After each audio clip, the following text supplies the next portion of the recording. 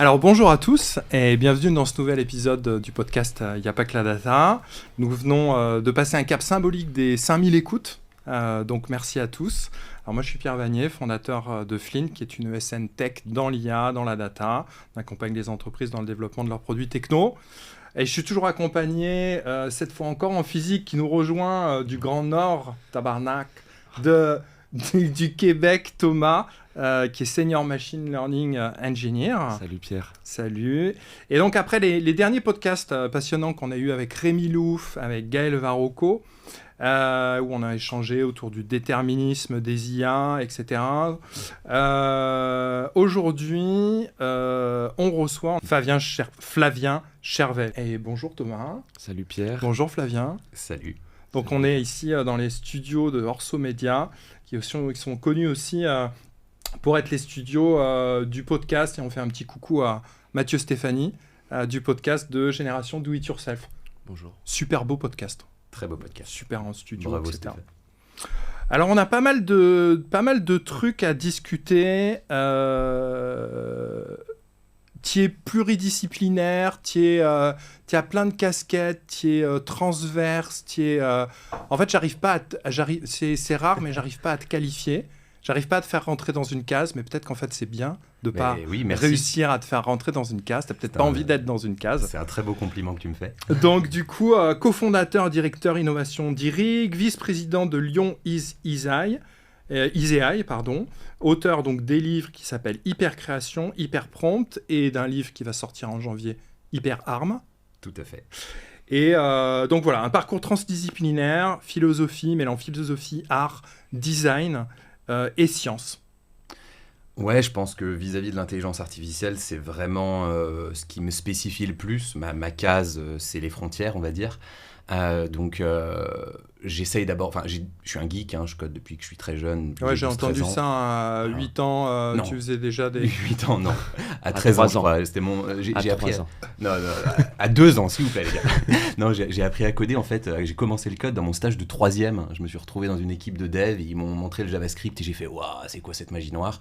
Et c'est cool parce que tu vois, on m'aurait montré le JavaScript en 3e, je pense que je serais peut-être devenu dépressif en fait. Bah, j'aimais bien les maths, donc forcément c'est un truc qui m'a qui a résonné quoi. Et puis c'est vrai qu'à cette époque-là, tu sais, t'es un peu con, donc tu vois un truc qui te donne un super pouvoir, tu te dis comment je vais pouvoir draguer des filles avec, comment je vais pouvoir draguer des filles avec du JavaScript. Et ça a marché. Oui, alors une petite anecdote incroyable, c'est un peu l'anecdote à la Zuckerberg, sauf qu'il n'y a pas un Facebook derrière qui a été créé, mais j'avais développé une petite page web avec du JavaScript, du PHP, 3 conneries. C'était un petit formulaire, tu remplissais des cases et en fait c'était censé te prédire ton signe astrologique parce que j'avais déjà compris qu'à l'époque ça marchait bien quoi. Et en fait évidemment c'était du bullshit, j'allais parler à quelqu'un, je lui disais c'est quoi ton signe astrologique, il me disait je sais pas, taureau, puis moi vite fait en bac je changeais le mot qui allait apparaître et je disais vas-y teste mon site pour voir si ça prédit bien, puis il testait. Quel magicien. Là ça tombait sur le bon. Incroyable. Ça marchait. Et en fait je récupérais, mais il y avait rien, c'était juste ça amenait à une autre page où moi j'avais changé dans le bac, j'avais écrit en brut, voilà. Le démarrage du machine learning. Exactement, le machine learning très très humain, très très peu machinique. Mais ça me permettait de récupérer de la data en fait sur les gens qui le remplissaient. Et dans cette data, j'avais 13 ans, il y avait des questions genre c'est qui le garçon de ton collège que tu préfères, tu vois, les petites questions comme ça. Et après, moi, évidemment, après, je mais t'aurais pu faire Facebook, en fait. Ouais, sauf que, bon, je n'étais pas en Amérique, j'étais pas Mark Zuckerberg et j'avais pas compris le business. À cette époque-là, j'étais juste un petit con. Mais c'était fun. Et ça a été mon premier projet code. Donc, comment ça s'est passé ? Parce que ton parcours, il est comment ? Il est informatique ? Non. Il est quoi ? Il est généraliste ? Il est bizarre. Ok. Je suis passé C'est par... bien, t'as pas utilisé Atypique, hein ? T'as vu ? Je suis d'abord allé dans une école de commerce. Alors au début je voulais faire des maths, j'aimais que ça. Et puis finalement j'ai fait une prépa, je suis allé en école de commerce, donc à l'EM Lyon, qui m'a pas beaucoup plu. Et je suis parti faire du cinéma pendant 1 an, parce que j'ai découvert l'art entre-temps. Et finalement je suis revenu pour faire un triple diplôme, un truc un peu bizarre, enfin un double diplôme, un truc chelou, qui était une expérience pédagogique financée par l'État, portée par l'EM Lyon, Central Lyon et la Fédération Française de Design, autour de l'innovation. Ça s'appelait IDEA. Et donc j'ai passé 2 ans dans une grande baraque avec un Fab Lab immense, avec donc un laboratoire de fabrication avec des imprimantes 3D, des coupeuses laser, un budget illimité l'été pour faire tout ce qu'on voulait comme projet d'innovation. Et donc, j'ai passé 2 ans à construire des projets qui allaient de design de paires de lunettes pour des agences, à participer à la Fête des Lumières en faisant une œuvre numérique, à construire des drones pour des agriculteurs, enfin plein de projets d'innovation, aussi de l'innovation sociale dans plein de domaines. Et c'est vraiment là Donc que... vraiment pluridisciplinaire en fait. J'ai été branché transdisciplinaire. Alors je dirais même transdisciplinaire parce que pluridisciplinaire, c'est tu mets plein de disciplines les unes à côté des autres. Transdisciplinaire, grâce au mode projet, tu les relis intègres. toutes entre elles en fait, quoi. Tu fais des ponts entre... Exactement. J'ai été vraiment branché comme ça. Et j'ai voulu rester avec cette approche-là. Et du coup, alors ma vie a été un peu séparée en deux derrière. Il y a eu une partie de ma vie qui était purement citoyenne autour de l'intelligence artificielle. J'y suis arrivé par la philo. En fait, j'ai découvert l'IA par les questions de philosophie de l'esprit qui m'intéressaient beaucoup. Et je suis rentré dans la tech parce que je codais, etc. Mais au départ, c'était une démarche philo. Et donc, j'ai exploré beaucoup l'IA. J'ai monté un meet-up à Lyon. J'ai monté en effet l'assaut Lyon-Isaïe avec la métropole de Lyon autour de l'éthique de l'IA. J'ai commencé à animer plein de conférences. Mais ça, c'était quand, ça ? J'ai commencé, je crois, en 2012-2013. Ah ouais, quand même. Quelque chose comme ça. Plus de 10 ans. Ouais, il y a une dizaine d'années. Ou 2013, ouais, je crois. Et en parallèle, du coup, j'étais sur la fin de mes études. Et j'ai commencé à monter une première boîte. Une boîte dans l'innovation, une boîte de conseil en innovation et créativité. On mettait en place des programmes d'intrapreneuriat dans les grosses entreprises. Donc, avec des collègues de promo, on a lancé ça un peu avant d'être diplômé. Donc ça, c'était ma vie plutôt pro. Mais évidemment, il y avait des interfaces. Ça m'arrivait souvent d'accompagner des projets qui avaient de l'IA, etc. Donc, ça a été un peu séparé pendant un certain nombre d'années, avec des ponts. Et puis, j'ai revendu ma première boîte, j'ai monté une deuxième, donc, qui est cette école IRIG, dont je suis encore directeur innovation, qui est la première grande école en France dédiée à l'innovation et la créativité, qui tourne toujours, qui est une super belle école d'ailleurs. J'invite tout le monde à aller voir, c'est un projet dont je suis très fier. Mais pendant que j'étais dans cette école, j'ai rencontré un éditeur qui m'a proposé d'écrire sur un sujet qui me passionnait, l'interface entre l'IA et la créativité. Et donc, j'ai écrit un premier bouquin sur l'IA et la créativité qui s'appelle Hypercréation. Il est sorti en 2023 et en fait, quand j'ai commencé à l'écrire, l'IA était un sujet de niche, mais alors l'IA et la créativité, j'étais le seul taré à parler de ça, parce que du coup, c'était pas si tech et en même temps, les créas, ils en avaient rien à foutre de l'IA. Ouais. Et en fait, pendant que j'étais en train de finir le manuscrit, il y a Midjourney qui sort, toute la révolution du text-to-image, ChatGPT qui sort, l'IA devient grand public, et en plus, c'est la révolution dite des IA génératives. Bon, ça existait depuis bien avant, mais tout d'un coup, elles deviennent grand public, et donc la question de la création est posée très frontalement. Et donc, mon bouquin, tout d'un coup, fait ultra sens par rapport, on a un time to market de dingue, quoi. Donc, le bouquin a bien fonctionné, et ça m'a amené à prendre une posture un peu plus de notoriété sur le sujet IA et donc à sortir de l'opérationnel de mon dernier projet, donc IRIG, je suis toujours dans le codir, mais je me concentre maintenant sur mes activités dans l'IA. J'ai écrit d'autres bouquins, on pourra en reparler.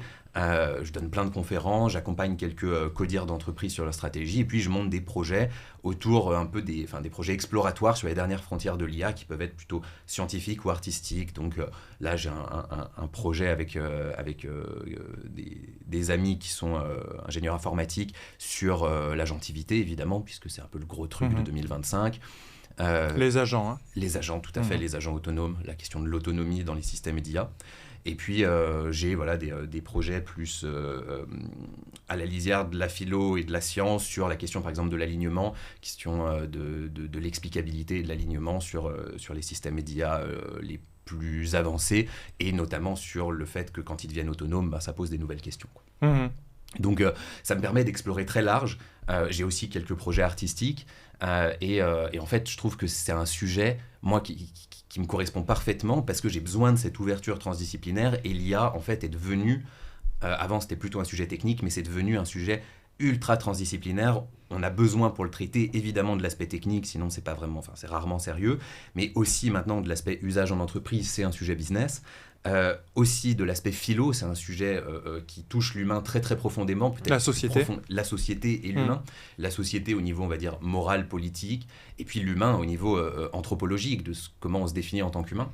Il y a quelque chose de spécifique dans cette techno, c'est pas comme le cloud, il y a une identification, l'intelligence artificielle, c'est pas pour rien que la science-fiction l'explore autant, il y a quelque chose de mythique, presque mythologique dans l'IA, qui fait que c'est profondément questionnant pour l'humain de mettre en place une technologie qui produit un ersatz de pensée, quoi. Il y a quelque chose de profondément différent de toutes les autres technologies et il faut le prendre au sérieux. Cette question de la machine pensante, en fait, elle est Ce qui différencie cette révolution des autres révolutions. C'est Ce qui la singularise, quoi. Elle est vraiment particulière à ce titre-là. Ouais, je dirais qu'il y a 3 particularités. Il y a celle-ci, c'est une révolution qui est encore plus hautement philosophique que toutes les autres révolutions tech. Peut-être que l'écriture, l'arrivée de l'écriture avec ce niveau-là, ou de l'imprimerie, et encore, je pense que c'est encore plus profond, à voir. L'histoire le dira. Il y en a une deuxième, elle, qui est évidente, c'est la rapidité. Bon, ça, toutes les révolutions, à chaque fois, vont un peu plus rapidement que les précédentes, mais donc, du coup, dans l'histoire, comme c'est la toute dernière, c'est la plus rapide qu'on ait connue, et on ne sait pas du tout s'organiser sociétalement autour d'une révolution qui, en 3-4 ans, change le monde. Est exponentielle. Voilà. Donc, au moins ces deux-là, déjà, j'en suis relativement certain. Et puis, je dirais qu'il y en a une troisième, pour moi, c'est que, contrairement à toutes les révolutions technologiques qui sont en mesure d'automatiser une partie des tâches de la société, donc c'est par exemple... des choses comme l'automatisation qu'on a connue par les machines physiques, donc l'automatisation du secteur plutôt primaire et secondaire, a amené à ce que des pays comme le nôtre se positionnent énormément sur le tertiaire, etc. Et on invente des nouveaux métiers. Donc souvent on entend, oui, avec l'IA, c'est pareil, on va déplacer des métiers, etc. En fait, je pense que c'est de la bien-pensance assez néfaste. Il faut prendre le taureau par les cornes. C'est une technologie d'automatisation générale qui entraîne avec elle la révolution robotique. Et donc, on est devant nous face à quelque chose de très spécifique. Tout ce qu'on va inventer comme nouveau métier, au moment où on l'invente, il sera automatisable. Donc, ou très rapidement ensuite. Donc, on est face à un sujet de société qu'on n'a jamais connu, qui ne ressemble à aucune des autres révolutions technologiques. Même toutes les autres révolutions les plus fondamentales, elles n'avaient pas le même potentiel de transformation de l'institution travail, qui est un des piliers chez notre société. On n'a pas une question d'emploi, là on a une question sur l'institution travail. Qui remet même en question finalement la définition même de ce qu'est le travail. Exactement, avec un peu probablement un switch de la question du métier à la question des activités qu'on va faire dans notre vie. Et c'est en fait ultra profond à penser, parce que anthropologiquement l'humain se définit par le travail, donc évidemment ça rejoint aussi la révolution philosophique qu'il y a derrière l'IA. Donc je dirais que ça, c'est 3 caractéristiques qu'on ne connaît pas et qui font de l'intelligence artificielle actuellement une révolution d'un nouveau type. On aime bien se rassurer en disant qu'on a déjà connu ça. Je pense que c'est un peu l'esprit français qui aime être un peu désabusé, etc. Oui, ou un simple biais d'ancrage qui permet de se dire oui, on a déjà vu ça, on sait y faire face. Voilà. Alors qu'en fait, non. Et plus je creuse le sujet, plus je rentre dedans, plus je suis convaincu qu'on va vivre un truc complètement unique et qu'on n'est pas du tout prêt à y faire face. Mais bon, c'est exaltant aussi. Hein. Là, on a balayé tellement de sujets en si peu de temps. C'est la fin du podcast. En fait, c'est la fin du podcast, on a tout vu. Merci à tous, bonne soirée. On a balayé vraiment beaucoup de sujets. On aime vraiment se mettre la tête aussi. C'est hyper intéressant, mais on aime bien mettre dans des cases aujourd'hui. La question est peut-être bête, mais tu te sens plus écrivain, philosophe? Je trouve qu'écrivain... Alors, je ne suis pas philosophe de formation, par contre, j'ai exploré la philosophie suffisamment largement et profondément pour que ça ait reconnecté mon cerveau. Et donc, la philosophie fasse partie de moi de façon très intime. Viscérale, presque. Voilà, viscérale. Donc, je ne peux pas m'empêcher de porter une réflexion philosophique sur les sujets que j'aborde. Mais je n'ai pas une thèse en philo, je ne suis pas docteur en philo. Dans les cases de la société, je ne peux pas dire que je suis philosophe. Donc, ça apporte en fait un cadre de pensée et une méthodologie de réflexion. Alors la méthodologie, c'est presque plus l'esprit scientifique, mais qui d'une certaine façon découle de la philosophie. Je pense que la philosophie, ça apporte énormément, c'est impossible de dire en quelques mots, mais des éléments que ça m'apporte, c'est d'une part le réflexe du pourquoi. On est dans une société du quoi et du comment, et la philosophie permet de reculer d'un cran et de faire des connexions un peu plus haut niveau, et donc de réfléchir beaucoup au pourquoi. Donc ça, c'est un élément, et je suis très content d'avoir ce réflexe de pensée, parce que je pense qu'il est vraiment important et qu'on devrait le développer plus. Et puis, ça apporte aussi... moi, la philosophie m'a apporté une sensibilité, en fait. On a tendance à voir la science comme un truc un peu rationnel, froid. En fait, c'est une façon de prendre la science comme une instrumentalisation de la science au service de notre volonté de puissance qui la rend un peu froide et destructrice. Mais quand on prend la science d'un point de vue philosophique et quand on a une approche philosophique de tout ça, tout d'un coup, la science devient un outil d'écoute de notre environnement et la philosophie, je ne vais pas utiliser le mot sagesse parce que je suis trop jeune pour ça, mais ça apporte au moins une sensibilité à ce qui nous entoure qui donne envie de s'en rapprocher, pas de comprendre pour maîtriser, mais de comprendre pour s'approcher et entrer dans l'intimité des choses. Et cette sensibilité-là, elle a grandi en moi grâce à la philosophie. Ok.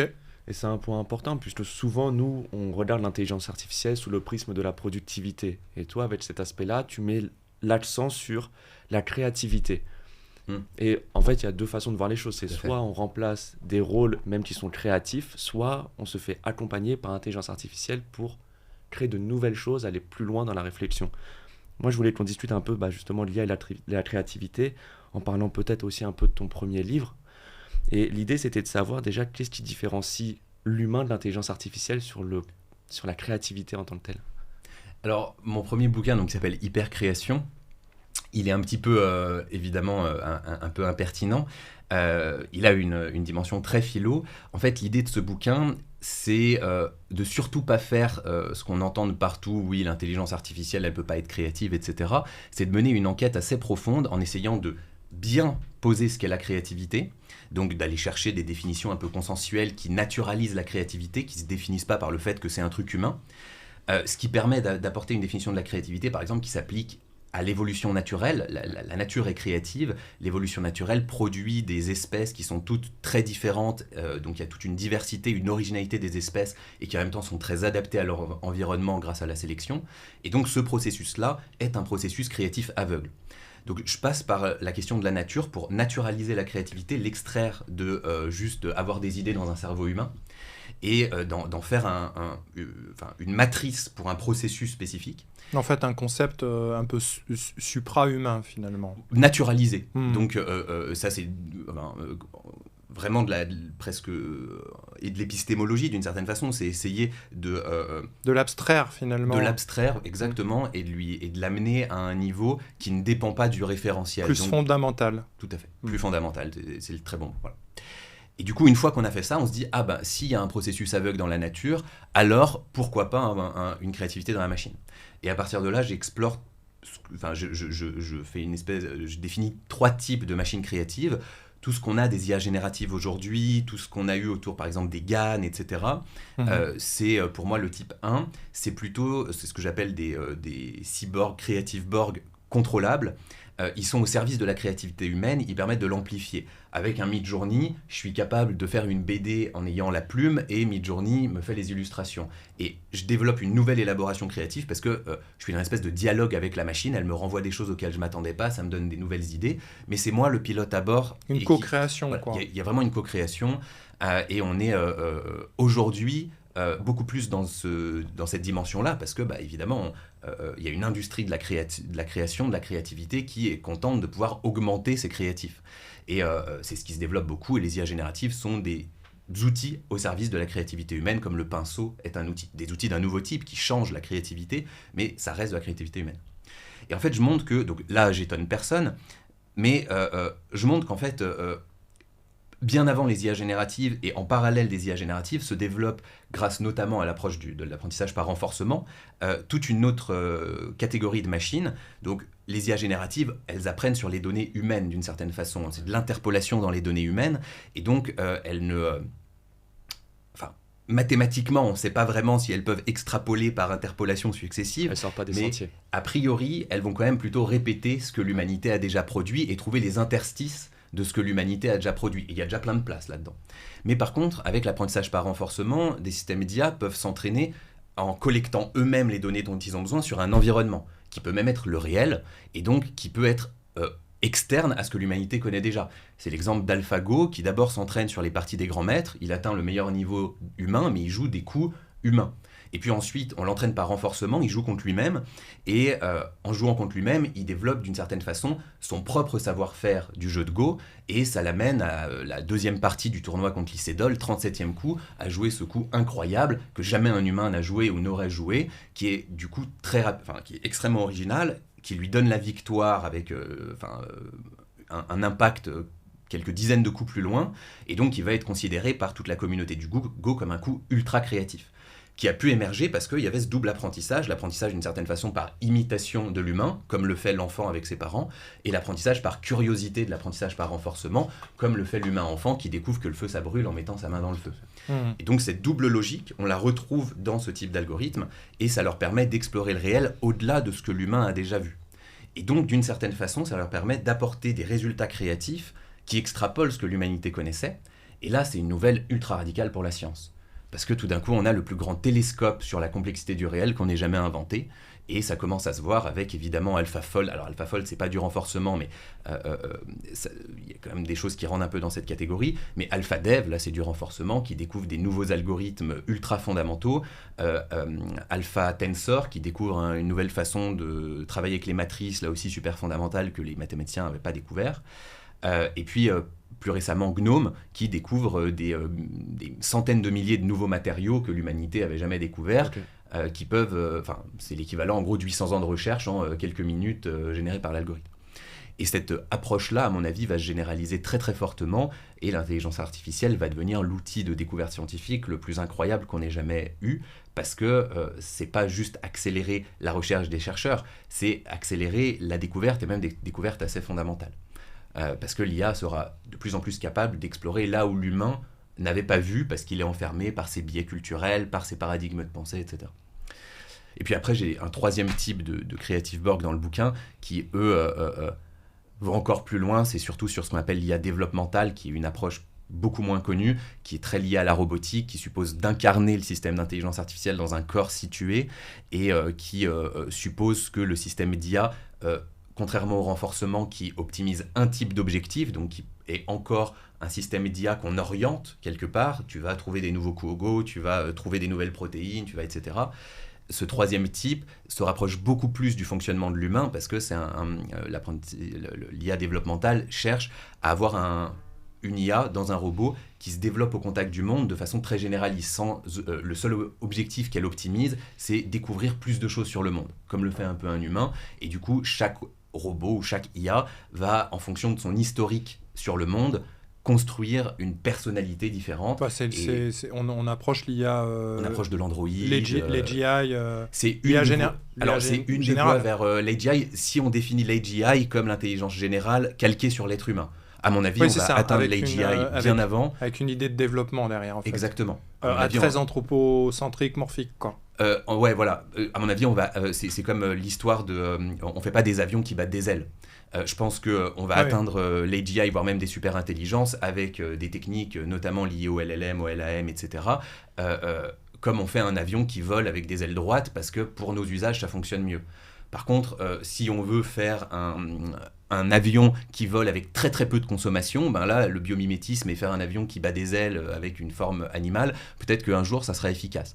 Peut-être qu'un jour, on fera des IA qui ressemblent beaucoup plus au cerveau humain pour des raisons d'efficience. Mais à mon avis, on va brute forcer l'intelligence artificielle générale bien avant ça, par d'autres voies. Donc tu y crois ? Ah oui, moi je suis absolument convaincu que... Et tu y crois sous quel horizon, en fait je vais Parce que c'est des grosses questions en ce moment qui animent la communauté IA. Et c'est un des sujets... l'AGI, c'est pour quand la semaine prochaine, dans 2 mois, dans 2 ans, dans 20 ans Ça fait partie des sujets de mon dernier bouquin, donc les scénarios technologiques et comment on peut poser un chiffre avec une certaine probabilité d'advenir de façon rationnelle, c'est-à-dire on utilise ce qu'on appelle les scaling laws, des lois de croissance des performances des modèles en fonction d'un certain nombre de paramètres, et on regarde ce que ça donne quand on extrapole les courbes, et du coup ça permet, comme un peu la loi de Moore, de se dire ok, on sera là dans 1 an, 2 ans, 3 ans. À mon avis, je dirais, voilà, je donne aucune certitude, mais par contre je peux donner des probabilités qui représentent le plus précisément possible mon ressenti pour être dans le domaine et beaucoup réfléchir à la question.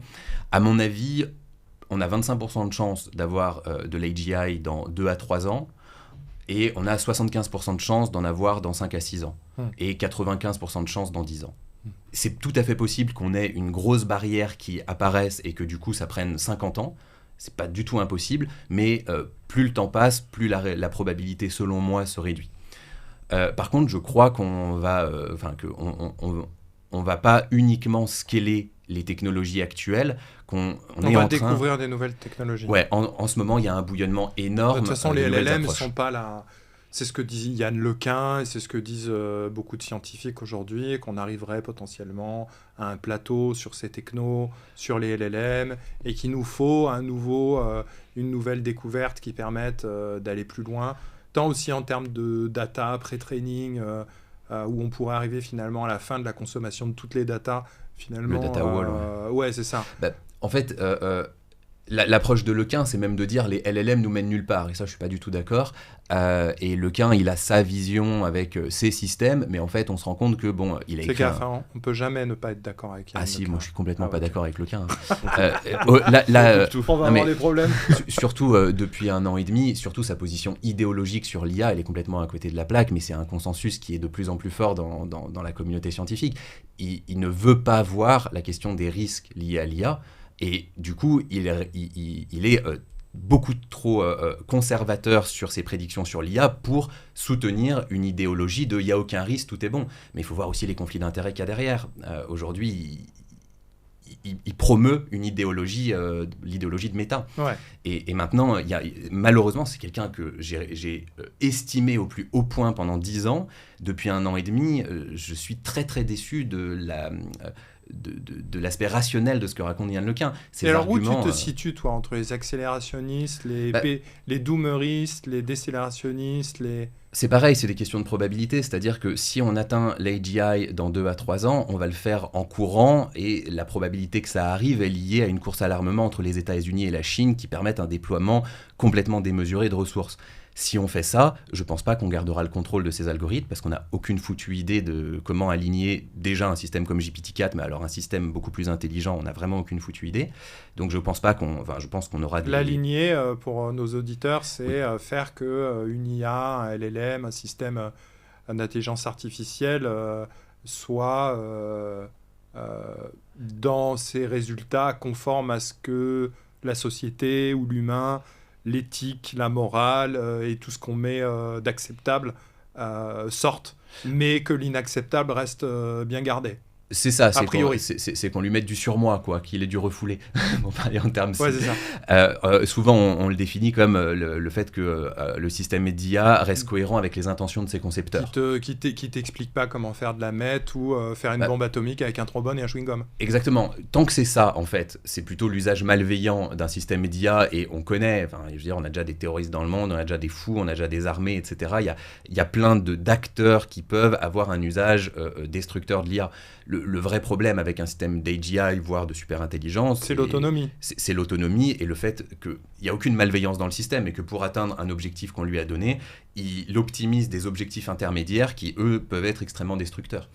Il y a une vidéo récemment qui est sortie d'Ego sur l'optimiseur de trombone et les risques existentiels, qui est une vidéo plutôt bien foutue, qui reprend des propos qui ont 15 ans, mais qui le porte devant le grand public de façon plutôt brillante. Donc ça explique un peu ce problème. Et ça va devenir un problème majeur de notre société, la question de l'alignement des systèmes. En gros, pour moi, il y a un risque existentiel à minima catastrophique, potentiellement existentiel pour l'humanité, si on a de l'AGI dans 3 ans. Si on a de l'AGI dans 6 ans, on a un peu plus de temps parce que ça bouillonne au niveau de la sécurisation de ces technologies pour faire en sorte que ça ne soit pas fait n'importe comment. À mon avis, on a besoin de 10 ans. Je suis plutôt accélérationniste dans l'idée. Moi, je pense que l'avenir de l'humanité est lié à la technologie. Je pense que l'avenir de l'humanité, c'est pas le travail et que automatiser le travail, c'est une des conditions de notre avenir. Par contre, je suis accélérationniste sur... une temporalité cohérente avec la capacité de la société à s'organiser autour de ces objets-mondes. Oui, donc ça veut dire qu'il faudrait qu'on ralentisse dans l'idéal. Il faudrait qu'on... C'est pas nécessairement un ralentissement, parce que, par exemple, je pense qu'il faut qu'on accélère drastiquement sur la question de l'alignement, qui est une question technologique et scientifique qui suppose de développer des nouveaux systèmes d'IA. Par contre, je pense qu'il faut qu'on fasse attention à la différence de courbe de développement qu'on a entre les performances et notre capacité à contrôler et à aligner les systèmes. Et donc, ça veut dire qu'il faut faire un peu attention au scaling brut de technologie. Grosso modo, là, on est dans un véhicule, une Formule 1, où on accélère comme des malades, alors qu'en fait... On n'a pas encore construit le frein. On doit passer des chicanes, des virages, et des choses comme ça, en fait. Et c'est quelque chose... Et on n'a même plus de frein, probablement. Pour l'instant, on essaye de mettre en place les freins. Pour l'instant, on est sur un bout de bois qu'on... Voilà. Mais à tes yeux, ça fait pas partie de l'innovation ? Si. À un moment, il faut innover, puis consolider... puis freiner. Souvent on freine après le coup en réalité. Ouais, mais en fait il y a des niveaux, il y a des paliers. Okay. Tu mets pas directement un Airbus sur le marché dans lequel à l'intérieur des réacteurs t'as aucune, à l'intérieur des moteurs t'as aucune logique de sécurité. Donc du coup, il y a une grande probabilité que le truc explose en vol. La régulation du coup est quelque chose de la régulation, Bien sûr, la norme, le rôle des mais États. on adore le rôle du politique. Mais il est énorme. On adore, opposer le législatif et l'innovation. J'ai été 10 ans dans l'innovation. Au début, je racontais la même histoire. Mais en fait, quand on regarde pragmatiquement ce qui se passe, la législation et l'innovation se construisent mutuellement. Vont de pair. On ne peut pas innover sans aucune législation, sinon... c'est une course au suicide et on tue l'innovation en fait. Il y a évidemment l'innovation court devant la législation, évidemment l'innovateur essaye de se mettre en dehors de la législation parce qu'on est dans un monde aussi où ça permet de faire plus de cash, et j'ai rien contre, je suis entrepreneur, mais il y a un besoin absolument fondamental que la législation suive et organise ce que l'innovation met en place et qu'il y ait un rythme. C'est vraiment une question de rythme, c'est pas du tout une question de modèle qui pose problème, c'est une question de rythme. Aujourd'hui, le rythme de l'innovation technologique ne permet pas à ce que la société se fasse autour de ce qu'on crée. Alors, heureusement, il y a un bouillonnement depuis 2 ans. Il y a encore 3-4 ans, l'état des choses était un peu catastrophique. Depuis 2 ans, il y a un bouillonnement à la fois législatif. Évidemment, alors l'AI Act est une première mouture pleine de défauts qui ne prend pas du tout en compte les systèmes actuels, etc. Mais il faut commencer quelque part. On va l'amender, ça va évoluer, ça va donner des précédents sur ce qu'il y a à faire, ce qu'il y a à pas faire. Il faut une première mouture pour avancer. C'est aussi de l'innovation législative. Donc sur l'aspect législatif, il y a un bouillonnement, mais sur l'aspect diplomatique, actuellement dans le monde, il y a un bouillonnement incroyable.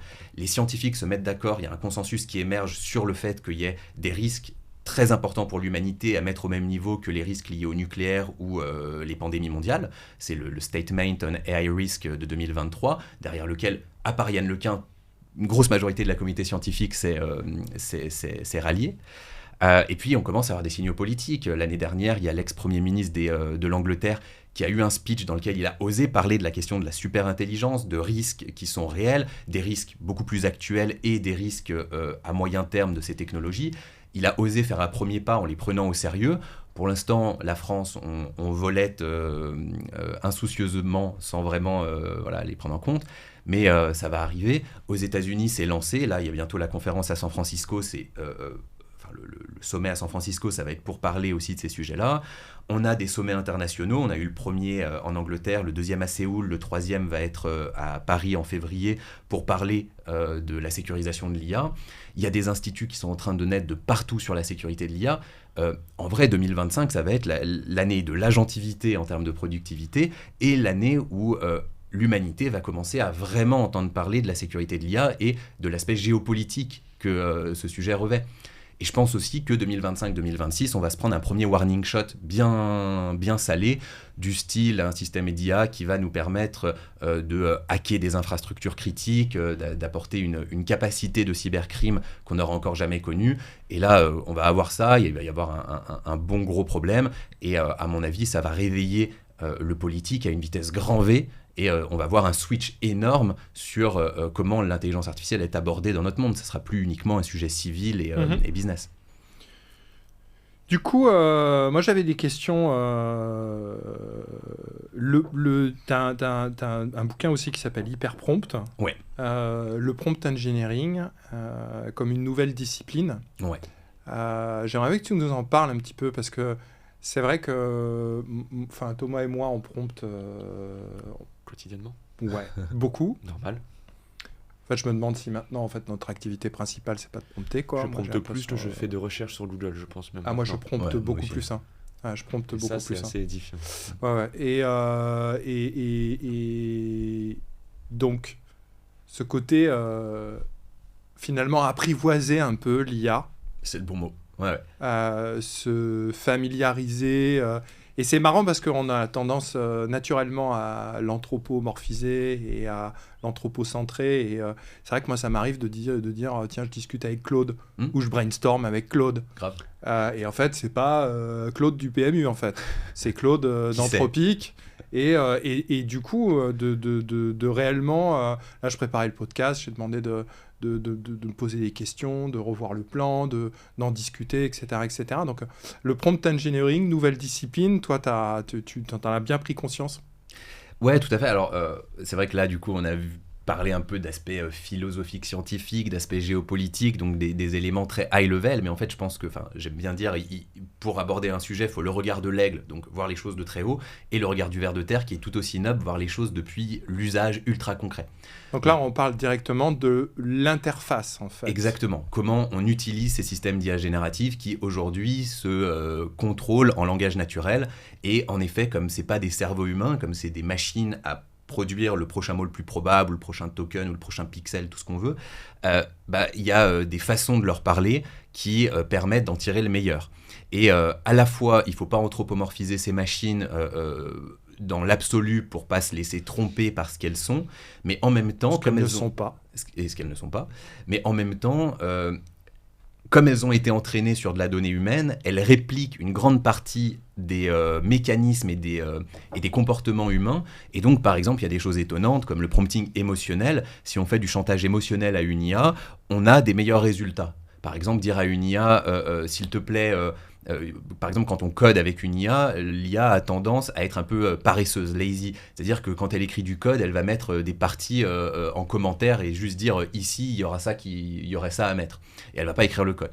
Et donc, on peut lui dire, écris tout le code, c'est vital pour ma carrière. Et on va avoir une plus grande probabilité qu'elle écrive tout le code. Ou quand on fait des gros prompts, on peut mettre ce genre d'approche pour mettre l'accent, que les têtes d'attention du système se concentrent sur certains éléments du prompt qu'on veut faire ressortir du lot. Donc il y a quand même presque un aspect psychologique ça se développe, une psychologie du LLM ou de l'IA, quoi. En tout cas, ça simule une surface de la psychologie humaine. Évidemment, l'IA à l'intérieur n'a pas cette vie interne où elle se dit « Oh putain, c'est vital pour sa carrière, faut que je sois vraiment pointilleuse là-dessus. » Et quand sait-on ? Alors, on pourrait parler d'émergence, mais a priori, je pense pas que les systèmes actuels aient fait émerger une conscience réflexive par eux-mêmes, mais bon, on pourrait en discuter, surtout que... Parce que moi, j'ai essayé des trucs, j'ai essayé de ghoster Claude, genre de pas lui parler.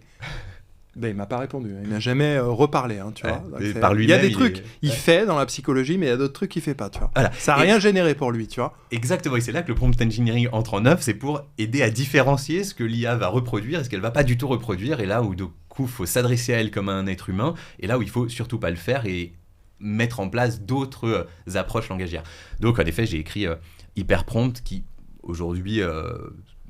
selon les chiffres, est le manuel de référence en français sur le prompt engineering. En tout cas, c'est celui qui est, je crois, qui est vendu au plus d'exemplaires en France. Au Canada, je ne sais pas, il est aussi publié au Canada. Mais donc, c'est un manuel ultra opérationnel. On n'a jamais ouvert ChatGPT, on commence avec le manuel et quand on finit le manuel, normalement, on a à peu près toutes les bonnes techniques pour prompter et bien utiliser ces systèmes-là. Ce qui est super important, parce que, vas-y Thomas. Non, je dois utiliser le terme aujourd'hui et c'est super important à mes yeux. C'est-à-dire qu'au moment où tu écris ce livre, où tu le publies, il y a ChatGPT. Maintenant, il y a Claude, il y a Perplexity AI. Aujourd'hui, ChatGPT, il va aller se plugger à Internet. C'est plus uniquement des datas du passé. Est-ce que tu as le sentiment qu'il faut faire une deuxième version où tu vas vraiment dans, je sais pas, l'exosquelette d'un prompt? En fait, le prompt, il va changer forcément au cours du temps. C'est assez drôle parce qu'en fait, tu regardes Claude, tu regardes Perplexity, à chaque fois, c'est des machines à produire le mot le plus probable. Et en fait, tant que l'architecture sera celle-ci, les techniques de prompting que je propose, en fait, mon manuel, c'est pas les 50 meilleurs prompts pour automatiser votre quotidien, ça n'a rien à voir. Ça donne vraiment les clés profondes pour apprendre à prompter par soi-même. C'est pas je donne un poisson, c'est j'essaye de montrer comment pêcher. Donc, quand on a vraiment compris ces mécaniques-là, tous les systèmes d'IA qui fonctionnent selon les logiques actuelles, qui sont fondés sur les transformers pour faire très très simple, le prompting s'applique. Évidemment, il y a une date de péremption à ce manuel. Pour l'instant, elle n'est pas atteinte. En plus, ça prend en compte tout ce qui est connexion à Internet. Tout ça était déjà sorti au moment où il est sorti, donc c'est présent. Il y a des petites choses qui évoluent. Il y a des choses qui sont moins nécessaires. Par exemple, le raisonne pas à pas, les chaînes de raisonnement un peu classiques. Bon, maintenant, c'est intégré un peu dans la logique des modèles. Il n'y a plus besoin de le faire. Mais voire même certains modèles comme O1 d'OpenAI, où derrière, il y a effectivement, dans l'inférence, derrière, un côté... logique et chemin de pensée qui permet finalement d'avoir des résultats un petit peu meilleurs. Tout à fait. Mais en même temps, comprendre la technique de prompting qui a amené à toutes ces idées-là, ça permet de comprendre comment ces systèmes fonctionnent et de bien les utiliser. Donc j'ai envie de dire, ça reste plutôt pertinent. J'ai pas prévu une mise à jour. Par contre, j'ai prévu que si tout va bien, fin 2025, Q3, Q4 2025, sorte un deuxième manuel qui lui sera sur les agents autonomes, hyper agents évidemment, et qui viendra en complément. Donc ce sera bien d'avoir le package des deux, parce que il faut aussi savoir bien prompter pour construire des agents. Il y a plein de nouvelles techniques, par exemple du prompting d'interaction entre plusieurs agents, du méta-prompting pour qu'un agent puisse construire d'autres agents, du prompting de planification pour qu'un agent puisse construire justement un bon chemin de raisonnement et après exécuter en autonomie les tâches. Donc il y a plein de nouvelles techniques de prompting liées à l'agentivité. Il y a aussi la logique d'architecturer, on dit d'échafauder un système, scaffolding, d'échafauder un système d'agents. Mais toutes les techniques initiales fondamentales de prompt engineering classique viennent s'appliquer au sein de ces techniques plus poussées. Donc il y aura cette suite-là, mais je pense qu'au contraire, je proposerais d'acheter HyperAgent avec HyperPrompt comme un package pour ceux qui le voudraient, parce que bien connaître les techniques de prompting est d'autant plus pertinent si on veut bien prompter des agents. C'est quoi le futur du travail si en 2025-2026 on a des agents autonomes qui remplacent les cols blancs, les travailleurs du savoir, les développeurs, les traducteurs, les responsables de com, le marketing et même les PDG? Alors, en fait... Parce que là, la question derrière, la sous-jacente, c'est l'IA et la société. Et d'ailleurs, on va peut-être te poser la question... ça rejoindra la question de notre précédente invitée, tu la poseras tout à l'heure, de Gaël, qui avait posé une question là-dessus. Mais vers quoi on va, en fait? Parce que tu disais, de toute façon, le travail, tout à l'heure, tu disais, le travail, on pourrait le supprimer. Enfin, c'est pas le but de l'homme, machin, etc. Et le travail nous qualifie aussi, et nous définit, etc. Mais si on l'a plus ou si on le remplace, est-ce qu'on va monter en niveau d'abstraction et d'expertise? Mais jusqu'à un certain moment, on n'aura même plus besoin de monter parce que l'expertise ultime sera les GI, etc. Mais on va où, en fait? Parce que beaucoup de gens sont complètement apeurés, effrayés par le fait d'être remplacés. On peut les comprendre. Tout à fait. Ça a déjà démarré sur certains métiers. Traducteur. Voilà. Et en fait, la question aujourd'hui, c'est tu vois, tu parlais aussi d'évolution, de créativité, d'évolution, etc. On est aussi des cellules, des êtres vivants, on doit s'adapter. Mais là, en l'occurrence, on s'adapte à quoi? Qu'est-ce qui définit l'humain? Et quel est le sens, finalement, de notre existence si on nous retire... Alors, 42, là. Si on nous retire un vecteur tellement important qui définissait une société et une civilisation. Complètement. C'est une super question. Alors, je l'aborde en deux temps. Un premier temps à court et moyen terme, et puis après, pour répondre à la partie beaucoup plus philosophique, un petit peu plus long terme. À court et moyen terme, alors on entend beaucoup qu'en effet, les systèmes médias vont automatiser les métiers, on va dire, créatifs, administratifs, intellectuels, les cols blancs. En fait... plus le temps passe, moins je suis d'accord. Je pense que c'est ces métiers-là qui sont touchés en premier, mais pas ceux qui sont automatisés en premier. En fait, je crois que la révolution robotique qui nous attend, là, 2024, on a eu tous les signaux faibles qui montrent qu'elle va avancer très très très vite pendant les 3 prochaines années au même rythme que l'IA. Et en termes de structure de société, je pense que les cols blancs vont évoluer avec ces technologies vont beaucoup plus être augmentés, et que par contre, c'est encore une fois les cols bleus qui vont être automatisés assez rapidement. Effectivement, le robot qui fait des parpaings, le robot qui... toute l'industrie, etc. L'industrie qui va devenir automatisée, et même, je vais plus loin, l'industrie autonome. avec une approche qui est celle qui a propulsé Tesla, qui est en train de propulser Anduril au niveau militaire, que beaucoup d'entreprises américaines sont en train de prendre, c'est on ne construit pas un système industriel matériel qui utilise des sous-briques logicielles, on construit un cerveau logiciel qui utilise un système industriel et le rend modulaire et adaptatif. L'industrie 5, 6, 7.0 quoi. Ouais, tu mets le chiffre que tu veux, voilà. Mais en tout cas, c'est vraiment le retournement de paradigme, c'est l'algorithme qui est au cœur comme un espèce de gros cerveau, et le système industriel, c'est ses bras. Toutes les industries sont des boîtes d'IA avec des softwares ultra intelligents, et finalement, ils peuvent même s'adapter et construire des nouveaux trucs. Exactement. Voire, il y a une boîte aux États-Unis, il faudra que je retrouve le nom, qui est en train de vouloir construire, enfin, ils travaillent dessus, là, ils ont levé énormément, il y a des premiers jets, etc., je pourrais vous retrouver le nom, qui veut construire une usine généraliste. C'est une usine qui peut construire n'importe quoi. En gros, t'es un industriel, t'as juste besoin de faire la partie design et conception, et puis tu te connectes à cette industrie, elle te construit ce que tu veux. Whatever as a service. Du whatever as a service, c'est exactement ça. Et puis après, tu mets un configurateur en langage naturel en termes d'interface. Et t'as l'API. Du création as a service. Tu demandes ce que tu veux, tu as des propositions, tu cliques sur celle que tu veux, elle arrive chez toi 2 jours. Donc tu dis l'école bleue vont être automatique. Enfin, je pense que c'est l'école bleue qui vont prendre en premier, un peu comme d'habitude malheureusement. Et à moyen terme, l'école blanc. Donc on va, à mon avis, si c'est trop rapide, vivre une crise sociale majeure qui a déjà commencé. On voit les grèves des acteurs à Hollywood, on ne s'attendait pas à ce que ça soit. Parce que c'est compliqué, parce que tu vois, là je fais un point avec l'actualité, mais on voit Elon Musk, Trump, etc. Et j'entendais Elon Musk qui est au département d'efficacité gouvernementale, qui veut virer les 3 millions de fonctionnaires américains, etc. Mais en fait, à avoir cette vision accélérationniste de la société, ma vraie question, c'est qu'est-ce qu'on fait des gens ? Donc qu'est-ce qu'ils deviennent ? Voilà, c'est la deuxième phase, tu vois.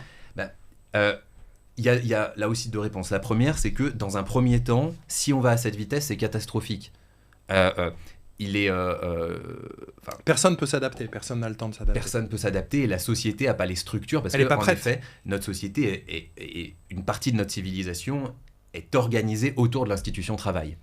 Et si tu regardes n'importe quel pan de ta vie, même des pans perso, notamment l'éducation, là, tu vois, par exemple, l'éducation, elle est faite pour l'employabilité. Aujourd'hui, elle est faite pour te faire rentrer dans des cases, etc. Mais si ça va si vite que ce que tu penses et que ce qu'on pense, il est possible qu'en fait l'éducation soit déjà caduque. Elle l'est déjà, oui. Elle l'est déjà, mais on ne le sait pas. C'est-à-dire qu'aujourd'hui, même si c'était difficile à des gamins de savoir où est-ce qu'ils vont se mettre, ce qu'ils vont faire, machin, etc., aujourd'hui, en fait, tu leur proposes un truc où tu leur dis, ouais, alors ça, tu pouvais le faire, mais en fait, sache que ça va être automatisé dans 3 ans. Ah, ça, c'est fini. Ça, dans 5 ans. Ça, dans... Donc, encore si on leur disait... Mais c'est quoi le chemin, tu vois ? Je pense que dans beaucoup de cas, on ne leur dit pas, parce que les gens qui sont face à eux n'ont pas les compétences, les connaissances sur le sujet IA. Ça va là aussi trop vite. Pour que des profs puissent s'adapter, pour que des enseignants puissent s'adapter à ça, ça demande du temps. C'est normal. C'est des êtres humains qui ne sont pas spécialistes de l'IA. À quoi il faut qu'on se prépare ? À quoi il faut qu'ils s'adaptent, ces gens-là, finalement ? Alors... Je pense que là aussi, je vais prendre un peu plus le côté philo avec un peu de pourquoi, mais un des éléments qui permet quand même de prendre le sujet positivement, c'est de se dire l'institution travail telle qu'on la connaît, c'est pas un déterminisme, c'est pas un destin de société. On regarde par exemple chez les Grecs, bon, ils avaient des esclaves, c'est pas ce vers quoi on veut retourner, mais pour eux, le travail productif était quelque chose de sale du coup. Il a fallu quand même que il y ait toute une transformation des valeurs qui permettent à l'humain d'accepter d'être un outil au service d'un système de production. C'est quand même une transformation des valeurs assez dingue de se dire qu'un humain finalement se définit pour se donner corps et âme à un système de production. C'est pas du tout évident. Et les Grecs, du coup, ils se concentraient sur d'autres trucs, notamment sur les aspects politiques de leur vie, les aspects philosophiques entre autres, et puis les aspects poétiques au sens large, tout ce qui a trait à la sensibilité humaine. Donc ça donne aussi des exemples de sociétés qui n'avaient pas besoin de l'institution travail pour définir leur place dans une société. Et ce qui définissait la place dans la société, c'était d'une certaine façon beaucoup plus, en effet, l'influence politique, donc quelque chose de relationnel entre humains pour construire la vie en commun, que ça soit positif ou négatif. Donc finalement, on va retrouver du sens, peut-être. Ça va remettre le sens au J'ai pas dit centre. ça. Le sens, c'est quelque chose de complètement relatif aux valeurs d'une société. Donc aujourd'hui, le sens, c'est le travail. Demain, le sens, ça sera autre chose. C'est pas que ça va remettre le sens au centre. Ça peut redéfinir un certain redéfinir sens. le sens. Okay. Et je pense que le sens sera redéfini autour d'autres activités. Alors, potentiellement, si on n'est pas dans une société dystopique où il y a une élite qui contrôle les systèmes d'IA et les autres qui espérons prennent cher. Que ce soit pas la guerre, finalement. qu'il n'y a pas de guerre, etc., on peut imaginer, par exemple, qu'on se définisse beaucoup plus par des choses comme le soin qu'on apporte à l'autre, l'authenticité des relations qu'on a avec autrui, ou l'authenticité de la création. Un vase fait par un potier vaut plus qu'un vase industriel parce qu'il a un petit défaut. Pourquoi ? Il a une valeur utilitaire moindre parce qu'il est imparfait, mais il a une valeur de communication entre deux vies intérieures qui se ressemblent, deux humains, qui lui donnent plus de valeur.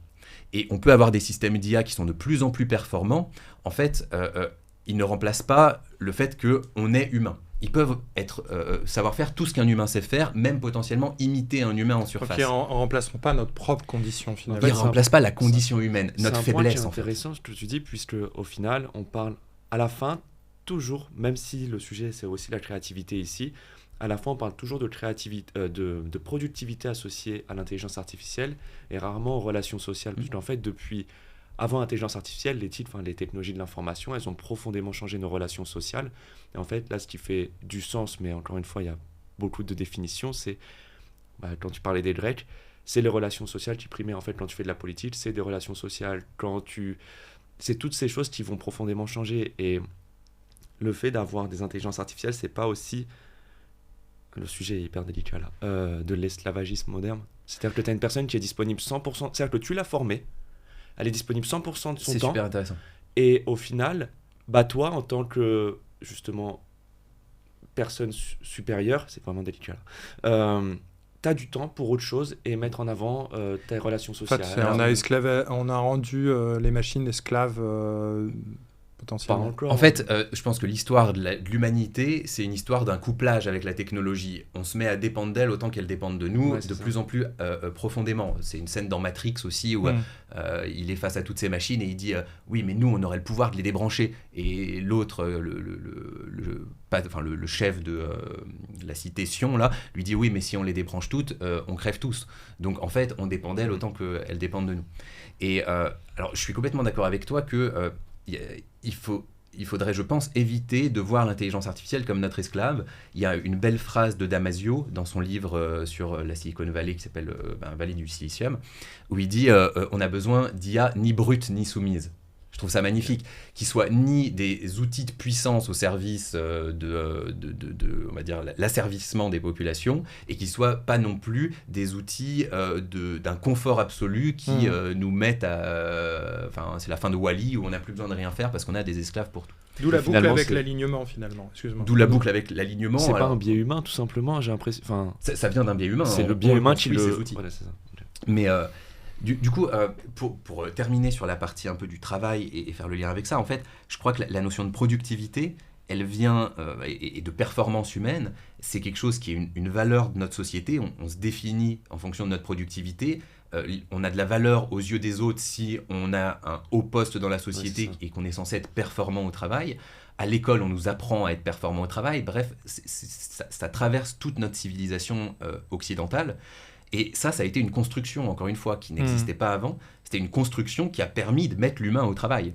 Et donc, il y a une déconstruction à opérer de la notion de performance et de productivité. Et on ne peut pas l'opérer par bien-pensance. Oui, c'est pas bien, ça détruit l'humain. Bullshit.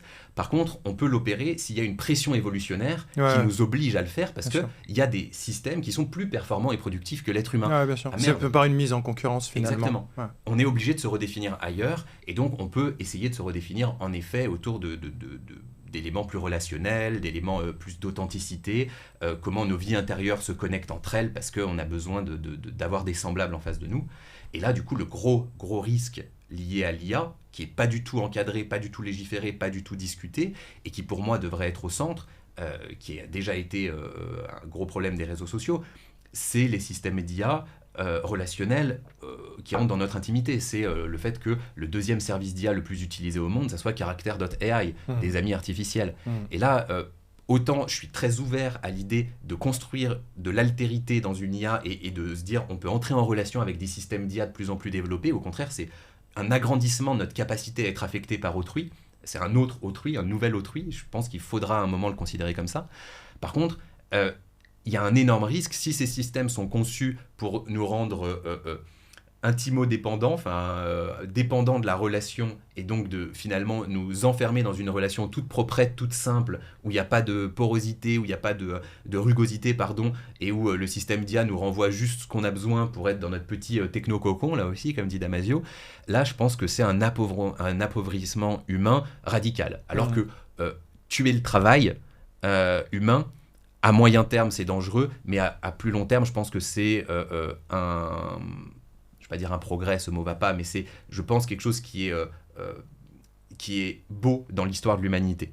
Par contre, réduire notre capacité à entrer en relation avec d'autres humains, ça serait un appauvrissement majeur. Et ça, je pense qu'il faut faire très très attention, parce que l'IA a le potentiel et de nous ouvrir à plus d'altérité, mais aussi de nous enfermer dans des relations qui nous font plus grandir. Dis-moi, du coup, Flavien, est-ce que tu as une question pour le prochain invité ? Ouais, alors je sais pas qui ça sera, donc c'est toujours un peu compliqué de poser une question de ce type-là, ouais.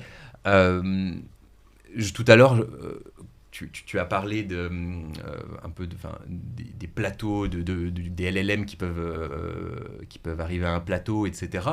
Je ne sais pas si ce sera le cas, mais je pense qu'en effet, il va falloir des nouveaux paradigmes, des nouvelles innovations. Et donc, ma question, j'espère que la personne suivante sera un petit peu tech, mais je crois que dans votre podcast, normalement, ça devrait être le cas, c'est, d'après toi, personne suivante, brillante, je n'en doute pas, quelle sera la prochaine innovation qui va vraiment faire beaucoup de bruit en IA d'un point de vue un peu fondamental, pas dans les usages finaux, dans les interfaces, mais dans les architectures. Est-ce que c'est un truc nouveau lié aux Transformers ? Est-ce que c'est une nouvelle architecture qui n'est pas du tout les Transformers ? Est-ce que même ça serait quelque chose qui ne serait pas de l'ordre du LLM ou du LAM ou de ce genre de choses ? Bref, quelle serait un peu la nouvelle piste fondamentale qui te semblerait être en train d'émerger et avoir beaucoup de potentiel pour la suite ? Parfait. Qu'est-ce que c'est le LAM ? LAM, c'est Large Action Model, c'est un truc qui se développe beaucoup en ce moment pour donner à des systèmes d'IA la capacité à agir sur le monde, soit à travers un ordinateur, soit à travers un navigateur. Ou un robot. Ou un robot, évidemment. En tout cas, voilà, c'est... t'entraînes ton système d'IA sur des graphes d'action pour qu'il apprenne à partir d'un objectif donné, trouver la meilleure suite d'actions à réaliser pour... ça va vers l'autonomie aussi des systèmes. On arrive à la fin de l'épisode, mais il y a quand même la question du dernier invité, de Gaël Varocco, qu'on n'a pas oublié, mais en fait, il faut faire court, alors. On y a répondu un peu tout au long du podcast, mais en fait, sa question, c'était... que peut-on faire pour que la technologie, elle accompagne la société de façon meilleure ? Alors, sans définir meilleure, sans définir société, qu'est-ce qu'il faut faire ? Alors, en effet, il y a déjà un élément auquel j'ai répondu, c'est faire attention à la dimension relationnelle de l'humain, que l'IA ou la machine en général soit intégrée dans la dimension relationnelle de l'humain avec précaution et pas juste en laissant le marché faire, parce que là-dessus, je pense que le marché est dangereux, autant sur la production. Je pense que le capitalisme, on n'a pas inventé mieux et va nous permettre d'automatiser le travail et d'avoir une production potentiellement abondante si on ne crame pas la planète avant. Mais par contre, sur la dimension relationnelle, je pense que le marché et le capitalisme sont dangereux. Et donc, là-dessus, il y a un encadrement à avoir très fin et très fort qu'on n'a pas eu avec les réseaux sociaux. Et donc, voilà, première chose, c'est faire en sorte que la technologie ne soit pas un grand danger pour notre capacité relationnelle. Et la deuxième chose, c'est en effet... se donner un peu de temps en travaillant sur l'alignement, en mettant beaucoup plus de ressources sur l'alignement. Je pense d'ailleurs que l'Europe a une place industrielle à prendre sur la question de l'alignement pendant que les autres courent à la performance, parce qu'à un moment, pour mettre en production des systèmes performants, il faudra qu'ils soient alignés. C'est la question du contrôle de ces systèmes. Et donc, si l'Europe s'est bien positionnée là-dessus, elle prendra un rôle stratégique dans l'échiquier mondial, on va dire. Elle a déjà perdu la course sur le scaling des modèles, donc il faut trouver autre chose. Et je pense que c'est une bonne idée d'aller sur l'alignement et le contrôle. Donc il y a ça. Et puis, dernière chose, avoir accepter philosophiquement qu'on va changer, que l'humain va changer. Je pense que c'est à la fois flippant pour beaucoup de gens qui... c'est carrément flippant. Voilà. Mais en même temps, c'est l'opportunité d'ouvrir des nouveaux espaces de pensée. Ah oui, c'est sûr. Parce que l'humain au travail aujourd'hui n'est pas spécialement heureux. 91% des Français ne sont pas engagés dans leur travail, 26% activement désengagés. Ils luttent chaque jour pour déconstruire de la valeur. Je veux dire, c'est pas une situation optimale. Donc, c'est bien qu'on puisse ouvrir des nouveaux espaces de pensée, mais il faut oser penser radicalement, oser considérer que cette technologie est un point de bascule dans l'histoire de l'humanité, et donc se permettre de penser des choses très différentes, de penser une autre définition de l'humain, etc. Je pense que c'est une condition nécessaire de raconter ces visions positives pour l'avenir si on veut avoir une chance de les réaliser. Donc voilà. Super. De l'alignement, faire attention aux relations et penser un humain différent mais avec une vision optimiste. Merci beaucoup Flavien pour ces échanges passionnants. On pourrait rester, je pense, 2 heures, 3 heures, 2 jours, 2 semaines. Alors voilà, j'espère que ce nouvel épisode du podcast Y'a pas que la data vous a plu à tous. On se retrouvera prochainement pour le 17e épisode. En attendant, c'est vrai que ça peut être pas mal pour nos auditeurs qui nous écoutent et qui nous apprécient. Il y en a quand même quelques-uns qui nous suivent. Mettre un petit pouce, une petite étoile, un petit commentaire, ça nous aidera. C'est très très cool. Vraiment une belle rencontre, Flavien. Très content de t'avoir rencontré. Merci, moi aussi. Ravi d'avoir été avec vous. Merci Thomas, merci Flavien.